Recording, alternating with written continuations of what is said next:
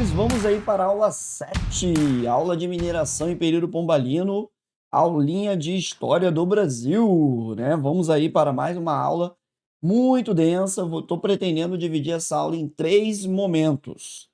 Fazer essa introdução da descoberta do ouro, desse primeiro momento, fazer o sistema tributário e falar dessa composição da cobrança de impostos e tudo mais, e terminar falando ali do Distrito Diamantino, falar desses elementos que terminam esse aparato da mineração. Então, daria 3 aulas curtas, acredito eu, para poder fazer esses 3 blocos de mineração, né?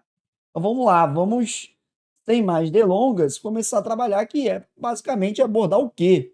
Abordar uma visão do Bandeirante, papel fundamental nessa construção desse período, porque afinal, a partir da ação dele, naquela loucura, naquela sanha de metal precioso, que eu voltei à descoberta de ouro na região de Minas, o que é Minas Gerais, então você vai ter essa atuação. Vamos lembrar que no final do século XVII, quando essa descoberta ocorre, eu estou vivenciando um momento de crise açucareira, um momento esse em que, devido à concorrência holandesa nas Antilhas, isso se tornou uma grande dor de cabeça para Portugal. Então vamos repensar o final da aula 5, onde eu trato da construção de uma indústria açucareira nas Antilhas, Suriname e Curaçao pelos holandeses. E isso acaba gerando um contexto de crise econômica financeira para Portugal muito forte. Então você vai ter um incentivo para a descoberta de riquezas, e essa descoberta de riquezas ela vai ter resultado. E vai ser a partir da bandeira do Antônio Rodrigues Arzão e do Antônio Dias de Oliveira, respectivamente, 1693 e 1698, que você vai encontrar grandes veios, grandes locais de exploração aurífera. É importante a gente falar que, ao longo dessa exploração do território brasileiro, da busca de riquezas minerais, os bandeirantes encontravam alguns locais onde ouro era encontrado em forma de aluvião, um ouro muito raso, e aí era um minério que não conseguia explodir, no sentido de, tem uma grande fonte de mineração aqui. E aí, quando eu tenho essa situação do Arzão e do Antônio Dias de Oliveira, você explode a mineração, boom, explode.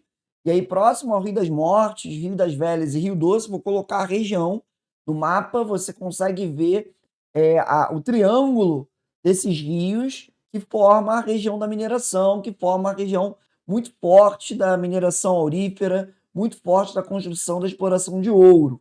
Exploração de ouro, onde eu vou ter a região das Minas Gerais, é daí que vem o nome Minas Gerais, você pega um substantivo e transforma em nome próprio. Acho muito maneiro quando você pensa isso. De Minas Gerais de ouro, você vai transformar no estado de Minas Gerais, com M maiúsculo e G maiúsculo. Então, as Minas Gerais vão ser localizadas no que hoje é o estado de Minas. E vai ter um estado que, quando você analisa, é o estado com a maior quantidade de municípios do Brasil. São mais de 800. E só para efeito de comparação, o Rio de Janeiro tem 80, 90 municípios. É aproximadamente 10%, um pouquinho mais, do que Minas possui de municípios. Aí tu vai falar, caramba, que loucura. Por que isso, Anderson? Porque você teve uma exploração de ouro e ela foi descobrindo locais de mineração e você foi fundando vilas. Então, eu vou até colocar a imagem da Vila de Sabará, por exemplo, né, onde você tem uma das vilas mais antigas, a região de Ouro Preto, a região que vai ser o Arraial do Tejuco, Diamantina, Tiradentes, São João del Rei. Então, você vai ter locais que vão fazer parte desse ciclo minerador e que, de certa forma, estimula a ocupação do interior. E vai ter muita transformação em cima disso. Então, assim, quando eu falo dessa mineração, dessa descoberta, dessa atuação, é importante a gente pensar que eu tinha um território brasileiro, como eu comentei na outra aula, de expansão territorial voltada para o litoral, e aí você agora tem um território brasileiro voltado para, olhando mais para o interior. O litoral ainda tem o foco, porque afinal é aonde o escoamento de recursos sai, mas agora eu vou ter produção de riqueza no interior, e aí eu vou precisar conectar essas regiões interioranas com o litoral. Daí você vai ter a Estrada Real, o contato Rio de Janeiro, Minas, a partir de Juiz de Fora, a partir de Paraty. Então você tem contato, conexão. Eu que já usei os 2 caminhos, né. Tanto Juiz de Fora, rapidinho tu tá em Minas, quanto, Via Dutra, que é um pouco mais demorado, mas em 3 horas e 20 você entra no estado de Minas Gerais. Juiz de Fora, 2 horas, tá em Juiz de Fora, cara. A subida rapidinho, né, pega ali rota a Washington Luiz, Petrópolis, e aí você já tá em direção a Juiz de Fora muito rápido. É um subidão. Então você tem um contexto de exploração de metais que vai estimular, obviamente, essa ocupação do interior. Eu coloquei outras descobertas que eu vou até dar ênfase após uma revolta nativista, Guerra dos Emboabas, para mostrar que depois daquele fuzuê nem Minas, eu vou ter descoberta em Mato Grosso e Goiás, o que vai estimular o surgimento de Cuiabá, o que vai estimular o surgimento de Goiás Velho, o que vai estimular o surgimento de outros locais de ocupação que vão ser favoráveis para essa interiorização. Então é importante a gente pensar nisso.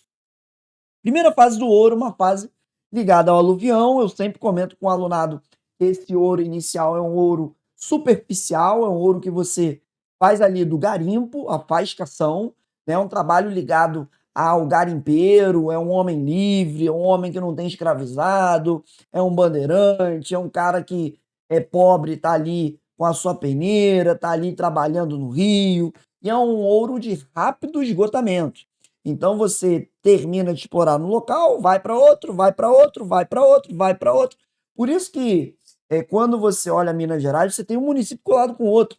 Estou gravando isso aqui antes oficialmente do carnaval, e aí eu vou para lá, pro meu sogro, fazer uma viagem.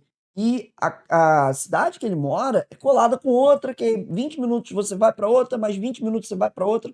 E eu acho engraçado que quando a gente mora no Rio de Janeiro, eu que sou nascido e criado aqui, o Carioca da Gema, você tem um Rio de Janeiro que você sair de Santa Cruz e ir para Copacabana, você vai levar 2 horas e meia, 3 horas, dependendo do trânsito.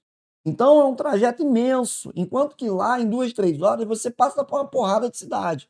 Claro que a gente pensa na dinâmica da cidade do Rio de Janeiro ser uma cidade com um trânsito pesado, mas até no momento sem trânsito você vai levar no mínimo, 1 hora e meia. Se você for voado lá de Santa Cruz, pegar Brasil, pegar avenidas de fluxo intenso, você vai demorar muito mesmo assim. Por quê? Porque é uma cidade grande, é uma dimensão territorial grande.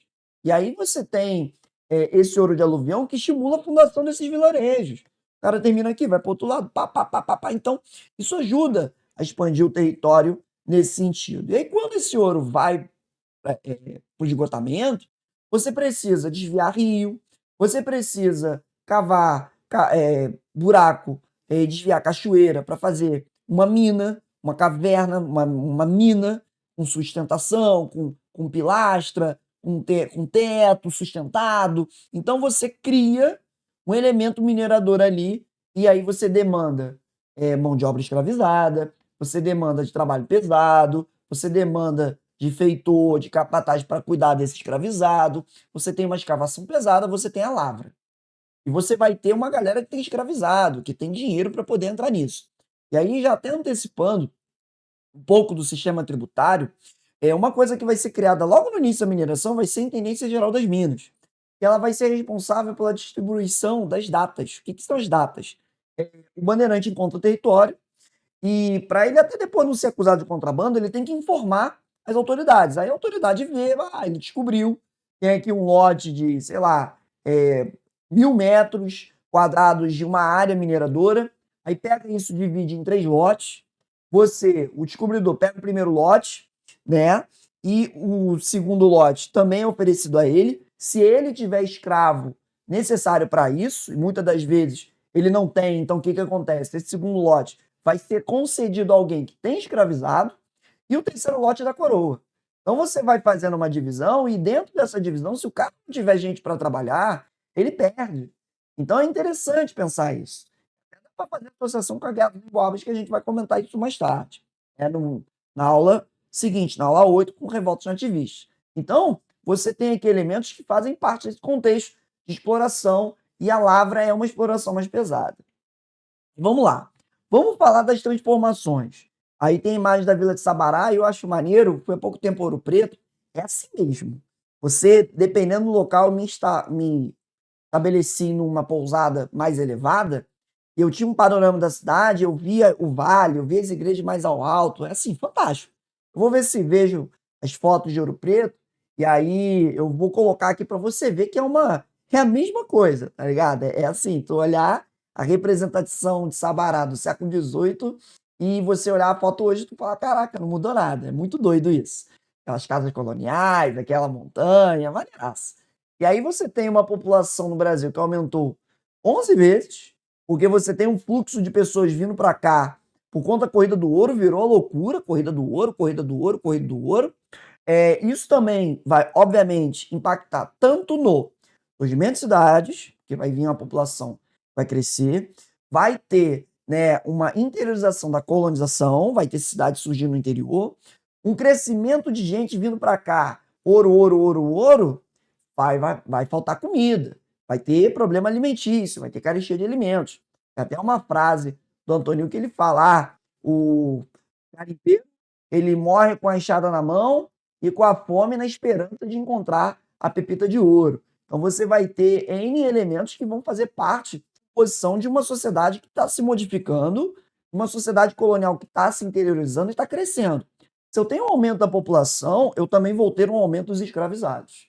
E porque, afinal, eu vou ter surgimento de vilas, eu vou ter aumento de escravos de ganho, de escravos domésticos, eu vou ter mais atividades urbanas, isso até estimula vindo de profissionais como jornalistas, alfaiates, pedreiros, marceneiros, padeiros, médicos. Então você vai ter contadores, advogados, profissionais liberais para atender essa sociedade colonial, para atender essa sociedade que não está mais só centrada no açúcar, naquela realidade do engenho. Está agora olhando para as cidades, para as vilas, para essa realidade da indústria da exploração aurífera. Né?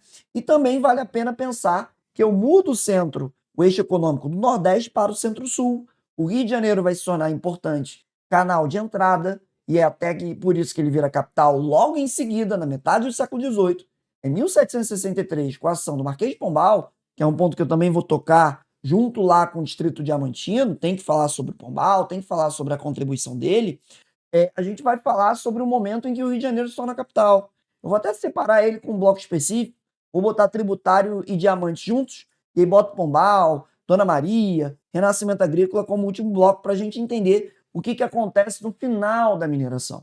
O processo de decadência mineradora que é interessante, que é legal, já de processo de transformação, que dá até para dar uma palhinha também. E, por exemplo, lá em Minas, você come muito barato. É muita comida, é muita fartura. Por quê? Porque quando você foi tendo a decadência mineradora, Minas foi assumindo um papel agrícola da realidade colonial brasileira. Então você tem um monte de buraco, e aí começa a ter fazendas. Na divisa de Minas com o Rio vai ter o café lá no início do século XIX, você vai ter produção de gado, produção de porcos, produção de queijo, produção de cachaça. Então você vai ter uma conversão das atividades econômicas voltadas para a realidade agrícola. Né? Então, interessante. Final do 18. Final do 18, mineração em decadência, mineração ali enfraquecendo, acabando o ouro, aí você vai fazendo essa conversão.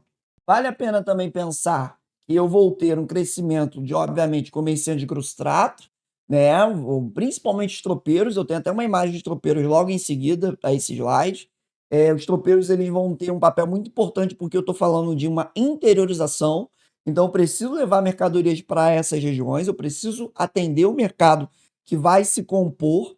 Né? A gente pode falar do crescimento do mercado interno na colônia, vai aumentar o consumo de mercadorias, obviamente, porque você tem um crescimento populacional. Então, é importante você visualizar que esse crescimento populacional leva a um consumo de mais mercadorias. Eu vou ter a transferência capital, como eu já comentei. Eu já falei dos profissionais liberais. Eu vou até ter surgimento de produção manufatureira na colônia. Vai ter uma quebra, de certa forma, com o Pacto Colonial. Presta atenção no que eu vou falar.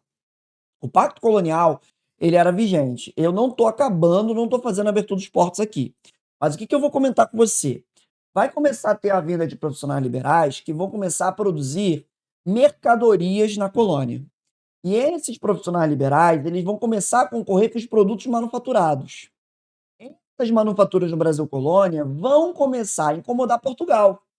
E é por isso que lá em 1785 eu tenho o alvará da Dona Maria I, que reforça o pacto colonial quando ela proíbe as manufaturas e diz o seguinte: o foco é na realidade da mineração e na produção agrícola. Não pode perder o foco para as indústrias, para a manufatura. A única coisa manufatureira que foi permitida era a produção de roupas para escravizados.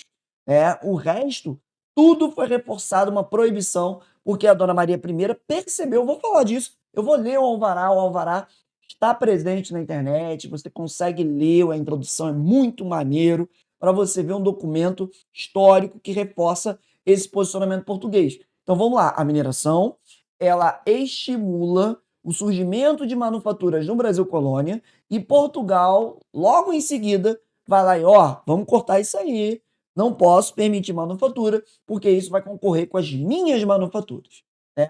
Um outro elemento importante, que está até na imagem, é que você teve uma corrida do ouro, muita gente veio de Portugal, começou a população portuguesa a sair de Portugal sem controle, e aí Portugal estabeleceu um decreto de controle migratório anual a partir de 1720. Porque o que se relata é que houve regiões de Portugal que ficaram vazias. E a população portuguesa simplesmente falou assim: eu vou para o Brasil enriquecer. E aí Portugal, epa, epa, epa, epa, não pode permitir isso, trava. E você deu uma trava. Por isso que eu tenho uma população que cresce 11 vezes. A população cresceu enormemente por conta desse elemento importante, né? E aí você vai ter o surgimento da classe média, você vai ter um crescimento de sociedade, a sociedade se diversifica. Interessante. Até para falar de produção cultural, eu vou falar no final desse bloco 1. Então vamos lá. Os tropeiros tiveram um papel muito importante. Os tropeiros foram responsáveis pela construção de caminhos, pela construção e distribuição de mercadorias. Os tropeiros estão atuando em conjunto com as monções, que a gente já comentou, as bandeiras comerciais. Os tropeiros, eles fazem um papel fundamental para levar mercadorias ao interior.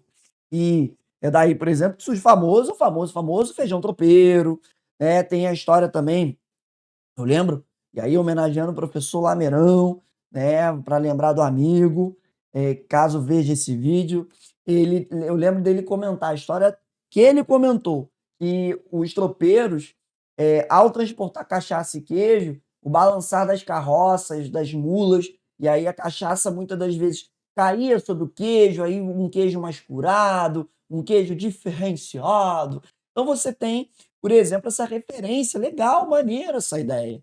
Um tropeiro que faz parte dessas mercadorias e que vai ajudar, né, na fundação, na formação de regiões ali no cenário brasileiro. Então, como Pouso Alegre, Pouso Alto, Passa 4, Passa 20, Passa 3, uma série de caminhos, descaminhos e locais que os tropeiros tinham para atravessar essas regiões. Eu já falei para vocês do livro do Aquino, vou até botar a capa dele aí para vocês verem.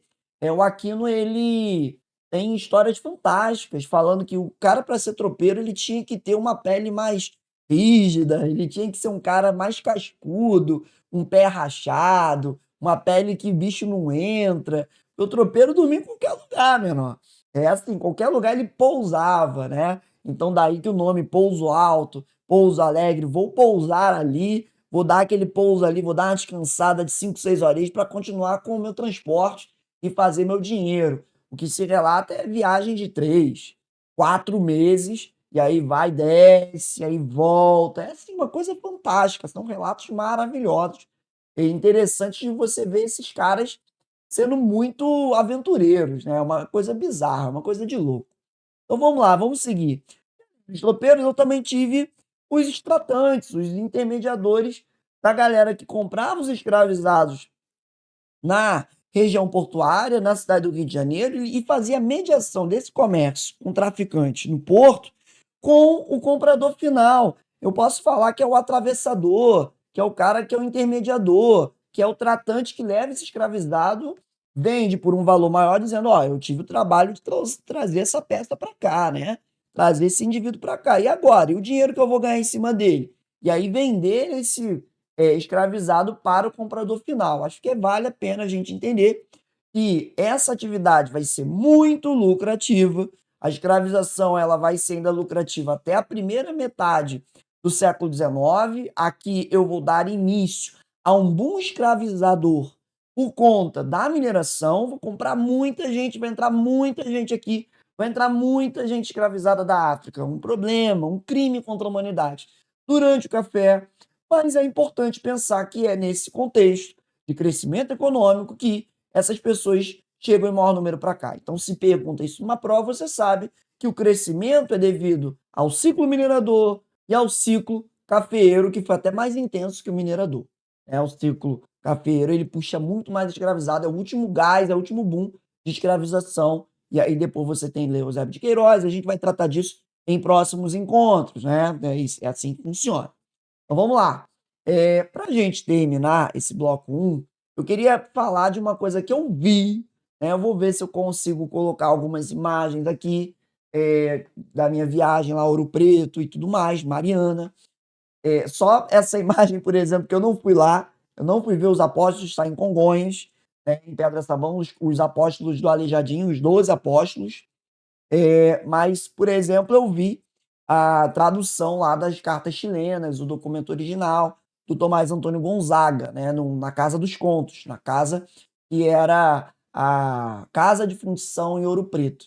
Então você vai ter, na construção cultural mineradora, você vai ter o surgimento de movimentos intelectuais culturais, como o arcadismo, que vai ser um crítico da dominação colonial, vai ser um crítico dos governantes, administradores locais. Você vai ter a criação do personagem Fanfarrão Minésio, onde debocha dos governadores que exploram a realidade colonial para manter os seus luxos. Então, o povo pobre, o povo rasteiro, que acaba tendo que ser explorado aos limites por conta das altíssimas exigências tributárias da metrópole, e que isso banca os luxos e vantagens desses governadores. Eu também vou colocar uma imagem que você tem que lá na Casa dos Contos, a diferença salarial. O governador ganhava um valor exorbitante de salário comparado a outras profissões. Então, quando você pensa os governantes políticos hoje, é uma herança colonial. Eu até fiz post no Instagram sobre isso. Vou botar a chamada do post, mas aí já coloquei para vocês esse salário aparecendo discrepante. Então você tem uma atuação debochada, de exploração, e aí você tem o Tomás Antônio Gonzaga, que vai fazer uma carta chilena falando dos governadores lá de Santiago. Ele faz uma ficção como se fosse representando o Chile, mas ele está representando Minas. E aí ele muda nome, obviamente, muda a geografia, muda um monte de coisa, para poder não ser pego e morto, dizendo, tá falando mal de mim. Quem é inteligente entende. Mas quem é burro vai ficar ali bobolhando, achando que ele está falando realmente do Chile. E você também vai ter o barroco.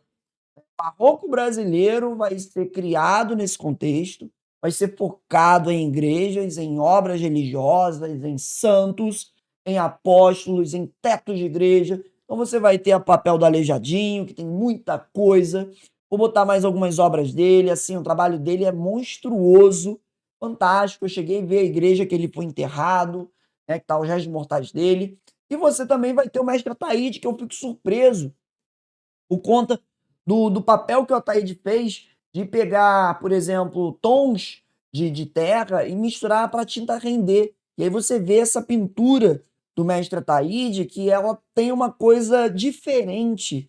Os tons das pinturas, das tintas, ela é uma coisa mais aterrada, porque o cara não tinha dinheiro e era difícil achar esses tons. Então ele fazia o quê? Ele pegava a terra da região, misturando para render, e aí você vê essa coisa diferente, própria, o mestre Ataíde. Acho muito legal, muito maneiro pensar isso. Então, produção cultural, né, que vale a pena a gente entender que também está fazendo parte desse tipo de sociedade mineradora, porque afinal está se movimentando, está tendo crescimento social, está tendo mais pessoas morando, mais gente com status social elevado, e aí gente querendo cultura, querendo pintura, querendo escultura, querendo igreja embelezada, aí contrata Aleijadinho, contrata Taíde, estão fazendo esse tipo de trabalho. Isso porque eles são os maiores destaque, mas tem outros artistas, os ajudantes deles, os pintores que trabalharam lá naquela região e que nem são tão lembrados, mas tiveram um papel cultural importante. Então Minas ferveu com essa cultura barroca e também com o arcadismo intelectual crítico a essa realidade dos governantes. Arcadismo que, inclusive, vai aparecer até na Conjuração Mineira e na Conjuração Carioca, de intelectuais, literatos que questionavam a metrópole. Uma breve leitura conclusiva sobre a mineração. Primeiro, que muitas das vezes a galera se engana em pensar, por exemplo, que, nossa, mineração, muito ouro, muita gente, foi o maior produto daquela época. Não foi. Eita, nós. Difícil falar isso, mas eu tenho dados. E eu tenho dados sérios que podem levar um aluno a perder uma questão por conta desse elemento. Em editais, que é o quê? O ouro, ele foi muito importante. Ele ajudou a recuperar economicamente Portugal, sim. Você vai ter N obras, como um palácio lá em Portugal, que eu sempre esqueço o nome, mas eu vou colocar a imagem do palácio e a legenda, que aí você vai ver, foi construído com essa mineração, foi construído com esse ouro. Mas o que eu gostaria de destacar, que mesmo no auge do ouro, a gente está vendo ali em 1735, 39, ouro pra caramba. Tem até historiador que fala que teria sido mais do que na América colonial. Tem historiador que fala, eu não me lembro se é ou não é, mas fica a citação. Só que, mesmo no auge da mineração, olha lá, 1750, eu tenho em azul a indústria açucareira ainda superando o ouro. Por quê? Volume. Você planta cana em qualquer terra produtiva. O ouro você só pode extrair. Então, o que eu quero dizer? Alguém vai perguntar, mas Anderson, o açúcar não vale muito menos, principalmente com a produção açucareira nas Antilhas? Sim, mas volume. Se eu tenho 10.000 vezes mais volume de venda açucareira do que de quantidade aurífera, eu estou vendendo muito mais açúcar e mesmo com valor menor, com volume de venda, eu tenho uma exportação em venda maior. Conseguiram compreender? O ouro vale mais. Mas se eu tenho muito mais açúcar sendo vendido, o valor de exportação açucareiro é maior do que o ouro. Isso é muito entendido quando você pensa que a cana ela não se limita ao seu plantio. Onde tiver terra cultivável, vai ser plantado cana. Tanto é que a gente fala de cana-de-açúcar até hoje. Até hoje você tem etanol, até hoje você tem cachaça, até hoje você tem produção açucareira no Nordeste. Então a cana, ela é atemporal. A gente fica nesse Brasil preso à realidade agrícola, de você mostrar que a história do Brasil é uma história ligada à agricultura. E nós tivemos momentos de rompantes na tentativa industrializadora e veio lá o campo e suprime de novo. A gente está hoje, 2025, vivendo o ápice do agro mais uma vez. Brasil passando por uma baita desindustrialização de novo.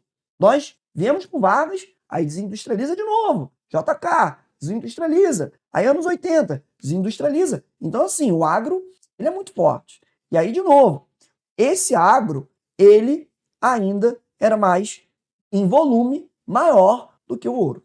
Então isso, obviamente, explica por que o ouro não foi o produto de que gerou mais renda naquele momento. O açúcar continua em primeiro. Mas olha que legal.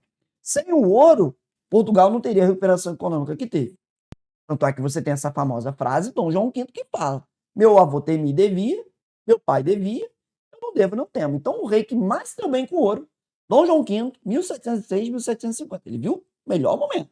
Depois dele vem o Dom José I, que é o cara que vai dar poderes ao Marquês de Pombal, e aí você já vê os sinais de desgaste e o início da decadência. Né? O ouro, ele vai ter esse ápice na primeira metade do século XVIII, vai aumentar a população de Minas para 300 mil pessoas, então, assim, era uma população ridícula, era menor do que o Rio de Janeiro, e aí você tem um boom da mineração.